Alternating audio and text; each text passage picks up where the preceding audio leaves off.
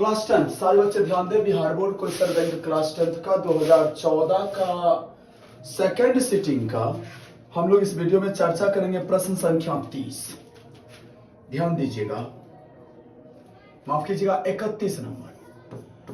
31 number प्रश्न कह रहा है, एपी दिया है मेरे पास,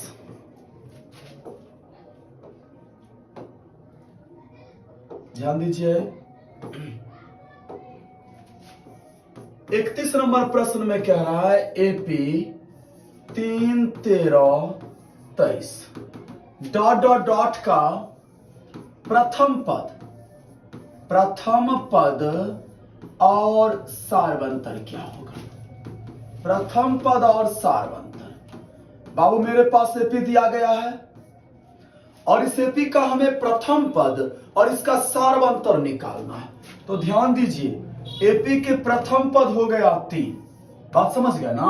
और सारवंतर को डी से डिनोट करते हैं और डी बराबर सूत्र हो जाता है A2 minus A1, then 13 minus 3 मतलब 10। तो मेरा आंसर हो गया प्रथम पद 3 और सारवंतर 10 हो गया। बात समझ गए। अब चलिए अगला प्रश्न।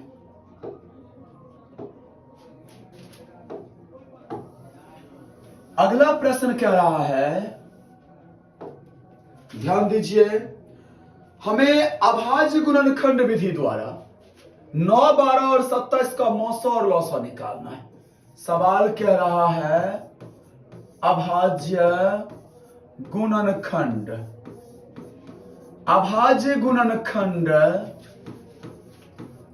विधि द्वारा 9, 12 और 27 का हमें क्या निकालना है, HCF तथा LCM। बात समझ गया ना। तो सबसे पहले आप 9, 12 और 27 का अभाज्य गुणनखंड निकाल लो। 9 का अभाज्य गुणनखंड होता है 3 गुने 3, 12 हो गया 2 दूना 4 तिया 12, 27 हो गया 3 तिया 9 तिया 27। अब चलिए बाबू HCF, ध्यान दीजिएगा, इस तीनों के अभाज्य गुणनखंड में जो सार्व गुणनखंड होगा ना, सार्व गुणनखंड कहने का मतलब जो तीनों में होगा वो HCF हो जाएगा। बात समझ गए। और इसका LCM हो जाएगा, जो तीनों में है उसको मैं एक बार लिखूंगा, जो किसी 2 में स्थित होगा उसे भी मैं एक बार ही लिखूंगा, और जो 1 में है उसे भी मैं एक बार ही लिखूंगा। इस सब को आप मल्टीप्लाई कर दो। 3 तिया 9 दूना 18 दूना 36 तिया 36 को 3 से गुना करो, 3 6 18, 3 तिया 9 1 10, 108 हो गया इसका एलसीएम। सवाल समझ में आ गया। अब चलिए क्वेश्चन संख्या, अगला प्रश्न क्या रहा है, हल करना है हमें। 2 चर वाले रैखिक समीकरण दिया गया है, उसका हल करना है। ध्यान दीजिए, बड़ा ही सुंदर प्रश्न है। प्रश्न दिया है 4/x 4/x प्लस 3y बराबर 14 तथा दूसरा प्रश्न मेरा है 3/x माइनस 4y बराबर 23। हमें ना इस इक्वेशन को हल करना है। 2 चर वाले रैखिक समीकरण है। हाँ, विधि का नाम नहीं लिया गया है तो आपको जिस विधि से मन हो बना सकते हो। बात समझ रहे हैं। तो सबसे पहले मैं इक्वेशन को थोड़ा सीधा कर लूं। कैसे बनाऊंगा, ध्यान दीजिए। एक तो इसका बनाने का तरीका है बाबू, मान लीजिए आप, माना कि 1/x को आप a मान लो और सीधा y को ना आप b मान लो। बात समझ गए। अगर मैं 1/x को a मानता हूं तो इसका मतलब हो गया 4a अब प्लस 3b, क्योंकि y को मैंने b माना है, 3b बराबर 14। ये मेरा इक्वेशन 1 हो गया। और यहां क्या बनेगा, 3a माइनस 4b बराबर 23। अब आप इसे विलोपन विधि से हल करके a और b का मान निकाल लो। तो क्या करोगे भाई आप, समीकरण 1 मल्टीप्लाई 3 माइनस 2 मल्टीप्लाई 4 करने पर, इसको 3 से इसको 4 से मैं गुना करूं, 3 चौका 12, a प्लस 3 तिया 9b बराबर 14 तिया 42। 4 तिया 12 हुआ ना, माइनस 4 चौका 16b बराबर 4 तिया 12 का 2 4 दूना 8 1 माइनस प्लस माइनस।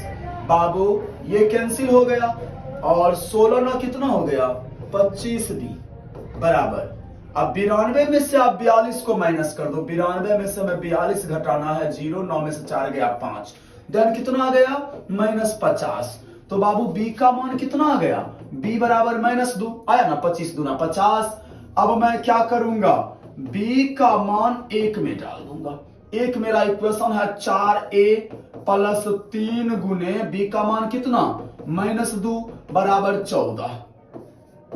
4a बराबर 14 प्लस 3 दूना 6, तो 4a बराबर हो गया 20, देन a बराबर 5। अब आप क्या करो बाबू, तुलना कर दो। तुलना कैसे करूंगा सो देखो, 1/x को हमने a माना था और y को हमने b माना था। तो 1/x बराबर a के बदला में मैं a का मान पुट कर दूं 5, 5/1 और y के b के बदला में कितना माइनस 2 हो गया बाबू। ब्रज गुणन करो तो 5x बराबर 1, x बराबर 1/5 आंसर हो गया और y का मान माइनस 2। ये मेरा करेक्ट आंसर समझ में आ गया। 34 नंबर प्रश्न है Bihar board question bank class 10th का 2014 ईस्वी के द्वितीय पाली में ये प्रश्न बिहार बोर्ड ने पूछा था। अगला प्रश्न, प्रश्न संख्या नेक्स्ट, वो क्या रहा है बाबू, ध्यान दीजिएगा।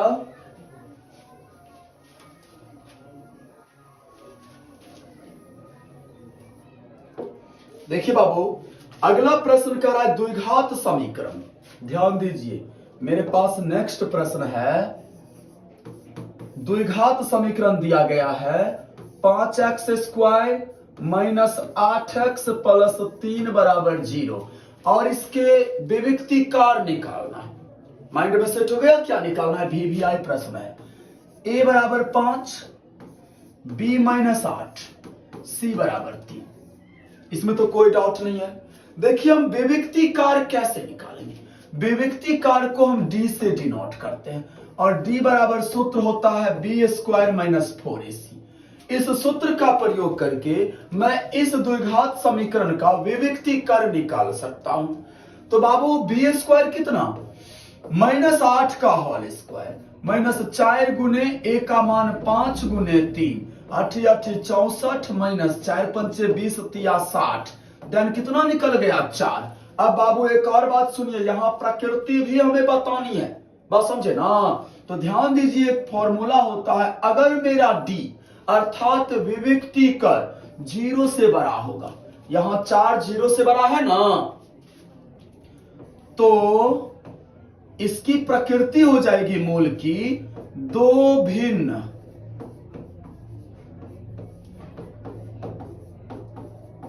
वास्तविक मूल होगा। समझ में आ गया, ये इसका प्रकृति हो गया। सबको समझ रहे हैं आप लोग। अगला प्रश्न चलिए, नेक्स्ट क्वेश्चन।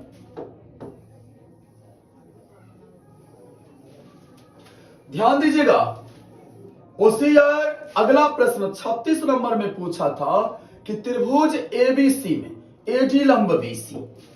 सवाल नंबर 36 क्या पूछा था, देखिए पूछ रहा है त्रिभुज एबीसी में एडी लंब बीसी।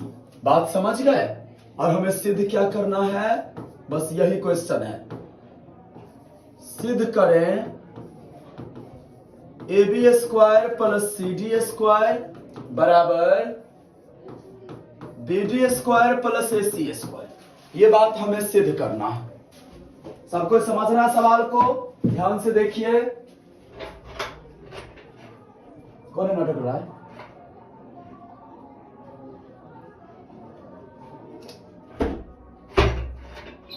ध्यान दें सारे बच्चे। मैं इस प्रश्न को माफ कीजिएगा, मैं इस प्रश्न को कैसे बनाऊं। सबसे पहले मैं एक त्रिभुज बना लेता हूं। कैसा त्रिभुज, समकोण त्रिभुज। ध्यान दो, ये मेरा हो गया समकोण त्रिभुज जिसमें एडी लंब बीसी पर है। तो बाबू ध्यान दीजिए, कौन किस पर लंब है, ये केबीसी समकोण त्रिभुज हो गया ये ए हो गया, ये बी हो गया, ये सी हो गया। और एक और इस पर भुजा है बाबू, ध्यान दीजिए, एक और इसमें भुजा है जो ए से है बीसी पर लंब, ठीक है, इसका नाम एडी हो गया, ये बीसी पर लंब है। चित्र आ गया समझ में? तो ध्यान दीजिए कैसे हम बनाएंगे इस सवाल को। सबसे पहले दिया है एबीसी एक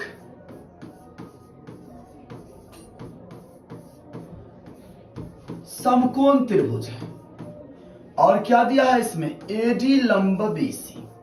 हमें सिद्ध करना है A B square plus C D square बराबर B D square plus A C square. तो बाबू सबसे पहले आप ये त्रिभुज ले लो, त्रिभुज बी ए डी में। अब आप लोग मुझे बताओ, यहां जब लंब है तो यहां भी 90 डिग्री का कोण बनेगा, और इसके सामने वाली जो भुजा है ए बी, ये कर्ण हो जाएगी, होगी कि नहीं? और पाइथागोरस प्रमेय अगर हम लगाते हैं तो कर्ण स्क्वायर, छोटका त्रिभुज की मैं बात कर रहा हूं, ध्यान दीजिए। अरे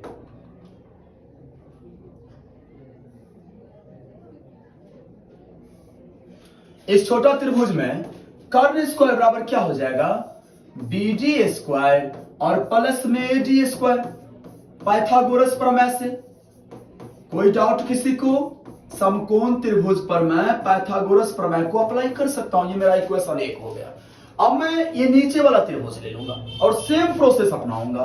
त्रिभुज ए डी सी में यहां भी अगर आप पाइथागोरस प्रमेय लगा रहे हो तो यहां चूंकि 90 डिग्री का कोण है तो इसका कर्ण इसके सम्मुख भुजा कौन सा हो गया?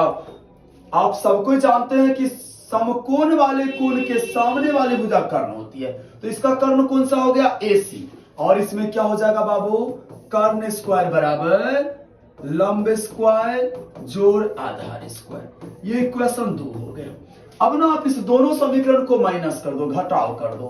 परिणाम 1 माइनस 2 अगर आप करते हो तो पहला इक्वेशन क्या है? ए बी स्क्वायर बराबर बी डी स्क्वायर अब प्लस में ए डी स्क्वायर, और दूसरा इक्वेशन है ए सी स्क्वायर बराबर सी डी स्क्वायर और प्लस में ए डी स्क्वायर। अब ये नीचे का चिन्ह बदल जाएगा, ये माइनस होगा, ये माइनस, ये माइनस, ठीक है।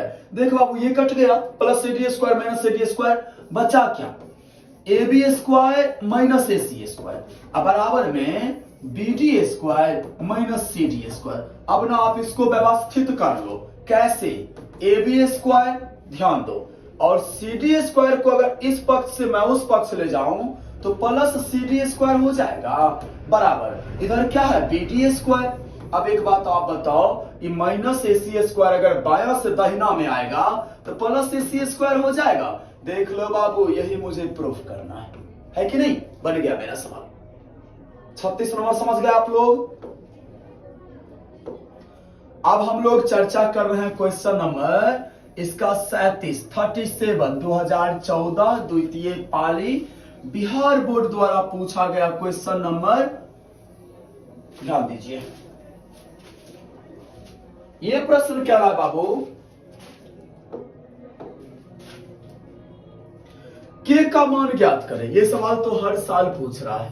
के का मान मुझे निकालना है। ए बराबर दिया है, ए बिंदु का निर्देशांक 8,1, बी बिंदु का निर्देशांक दिया है k, -4।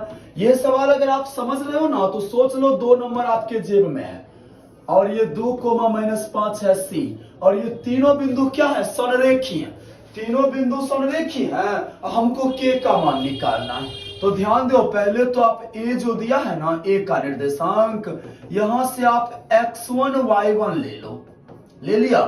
b में से आप ले लो x2 और y2, ले लिया बाबू चिन्ह के साथ। और c में से ले लो आप x3 y3, ठीक है ना बाबू?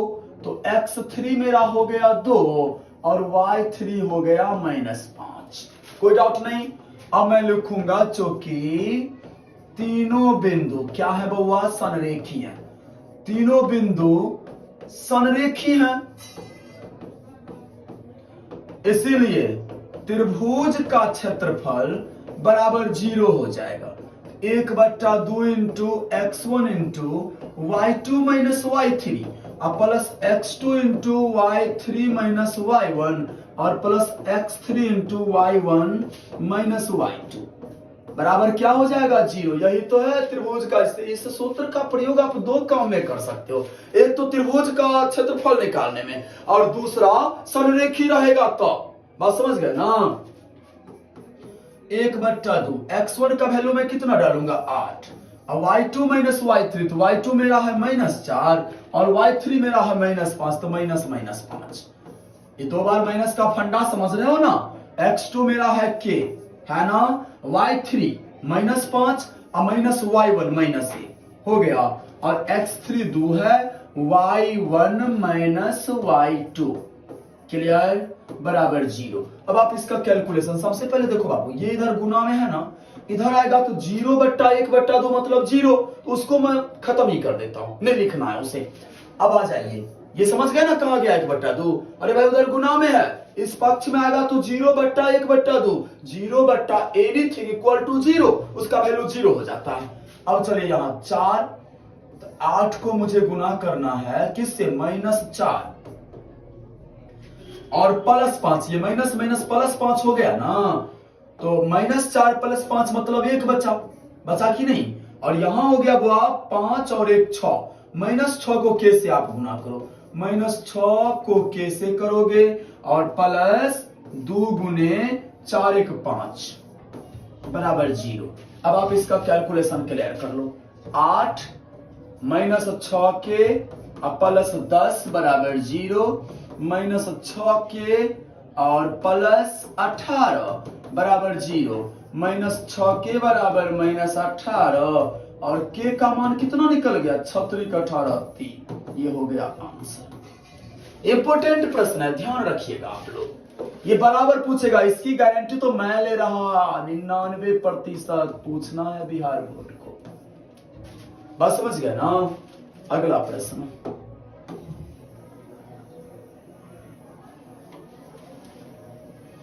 कुछ ऐसे प्रश्न है ना मैथ का जिससे बिहार बोर्ड को बहुत ज्यादा लगाव है और बराबर उस टाइप के प्रश्न बिहार बोर्ड पूछते रहते हैं, उन्हीं में से एक ये प्रश्न था। ठीक है बाबू। अब चलिए अगला प्रश्न, अब है 38 नंबर प्रश्न। प्रश्न को गौर से सुनिए क्या कह रहा है। प्रश्न कहता है किसी कारण 13 खराब पेन 143 अच्छे पेन में मिल जाते हैं। खराब पेन कितना है बाबू, खराब पेन है 13 और अच्छा पेन कितना है, अच्छा पेन है 143 और दोनों मिल गए। बात समझे ना। तो वो कुल पेन कितना हो गया, कुल पेन जिसको मैं NS बोलूंगा प्रायिकता में, कुल परिणाम। बात समझ गए ना। NS हो गया, इस दोनों को आप ऐड कर दो, 143 + 13 3 3 6 4 1 5 156 हो गया कुल पेन। अब वो पेन इस तरह से मिल गया है कि कोई देख करके नॉर्मल ये नहीं पता लगा सकता है कि कौन सा पेन अच्छा है और कौन सा पेन बुरा है। अब बुरा मैंने खराब। अब प्रश्न क्या करा, एक पेन उसमें से कोई निकाल लिया और इसकी क्या प्रायिकता है कि निकाला गया पेन अच्छा हो, मतलब पेन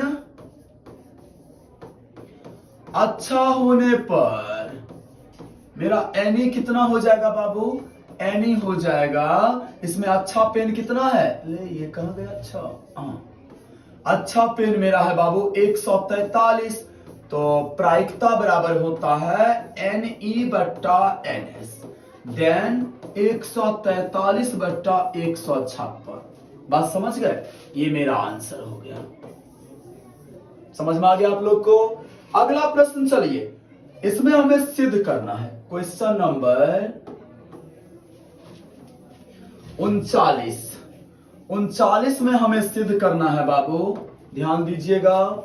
39 नंबर में सिद्ध करना है रूट में, सॉरी माफ कीजिए, ये नहीं है 39 में, 1 सेकेंड, बस 1 सेकेंड, ये 40 में है। 39 में हमें सिद्ध करना है 1 + cot स्क्वायर और बट्टा में 1 + tan स्क्वायर और बराबर मुझे सिद्ध करना है कॉट स्क्वायर ए।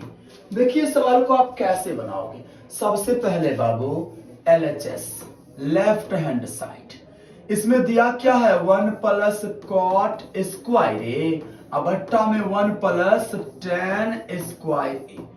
अब इसको मैं क्या करूं बाबू, 1 को मैं 1 बाय 1 लिखूंगा, कॉट को क्या लिखूंगा कॉस स्क्वायर ए बट्टा साइन स्क्वायर ए। फॉर्मूला याद रखिएगा, कॉट थीटा बराबर होता है कॉस बट्टा साइन, तो कॉट स्क्वायर हो गया कॉस स्क्वायर बट्टा साइन स्क्वायर।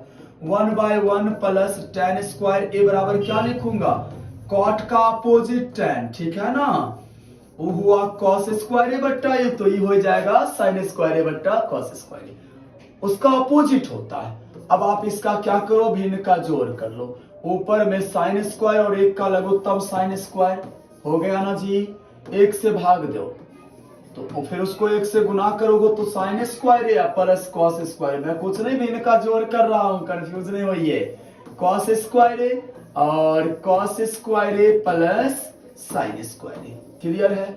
अब आप सबको पता है ना एक फॉर्मूला कि साइन स्क्वायर थीटा जो कॉस स्क्वायर थीटा एक होता है, तो इसके बदला में आप एक लिखोगे 1 बट्टा साइन स्क्वायर को ये वाला।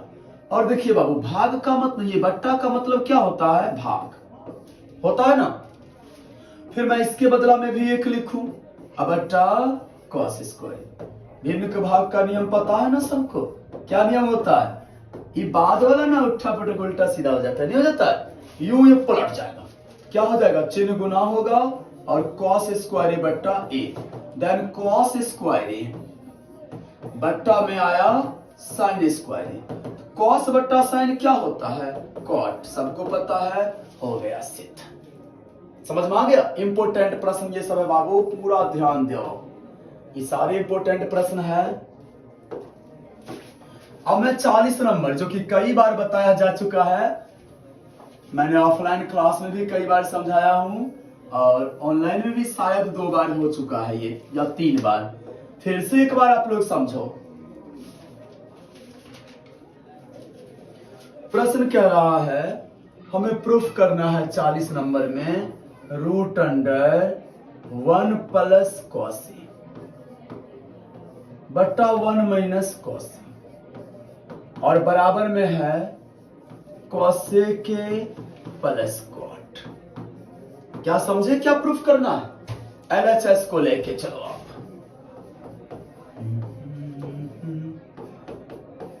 1 प्लस कॉस बट्टा 1 माइनस कॉस, रूट में इसको मैं अलग अलग इस प्रकार लिख सकता हूं, LHS को लिख सकता हूं ना, गुड। अब मैं क्या करूंगा इसमें अंश तथा हर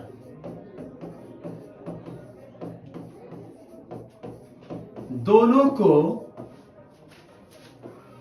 रूट 1 प्लस साइन से गुना करने पर अंश और हर दोनों को मैं क्या करूंगा रूट 1 प्लस कॉसे से गुना, माफ कीजिए यहां कॉसे साइन नहीं, यहां कॉसे इससे मैं गुना कर दूंगा। ऊपर में 1 प्लस कॉसे तो है ही, इससे गुना करना है किससे 1 प्लस कॉसे से कर दिया, और नीचे में 1 माइनस कॉसे, इसको भी मैं गुना करूंगा रूट में 1 प्लस कॉसे से। बाबू यहां आ जाइए आप लोग, ये दोनों सेम है ना बाबू, इसको मैं लिख सकता हूं रूट 1 प्लस कॉसे का होल स्क्वायर, क्योंकि दोनों सेम है, और नीचा में a minus B into A plus B पर आप इसे तुलना कर दो तो a स्क्वायर माइनस क्या हो जाएगा b स्क्वायर हो गया, ये रूट स्क्वायर कैंसिल हो गया तो 1 प्लस कॉसे और बट्टा में आ गया root under 1 minus cos square. अब आप लोग ध्यान दो 1 प्लस कॉसे और बट्टा रूट में हो गया 1 में, ध्यान रखिए 1 माइनस कॉस स्क्वायर बराबर होता है sine square, square root cancel हो गया तो 1 प्लस कॉसे अब बट्टा साइन आया ना। अब मैं इसे लिख सकता हूं 1 बट्टा साइन प्लस में कॉस बट्टा साइन। चलिए 1 बट्टा साइन बराबर क्या होता है बोलिए सब कोई, कॉसेक, कॉस बट्टा साइन क्या होता है कॉट। हो गया प्रूफ क्वेश्चन, समझ में आ गया सबको।